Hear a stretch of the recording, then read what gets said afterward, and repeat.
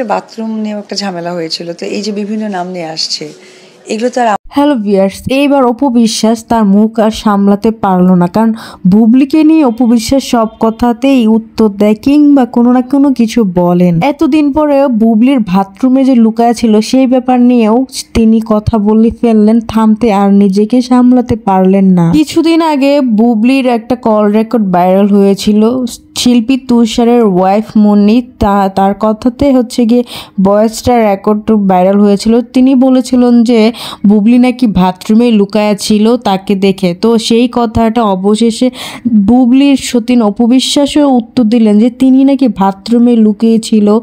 তো হচ্ছে তখন থেকে তিনি আরো বেশি ভাইরাল হচ্ছে। তো আমি তো এইসব নিয়ে কথা বলতে চাই না। উনি বললো এইসব নিয়ে কথা বলতে চায় না, কিন্তু সে তো বুবলিকে খোঁচা মেরে বলেই দিল, তাহলে আর হইলো কি? বলতে চায় না বলে লাভ হলো কি? তো ভিউয়ার্স, আপনি যদি আমার পেজে প্রথমবার হয়ে থাকেন অবশ্যই একটা ফলো দিয়ে রাখবেন।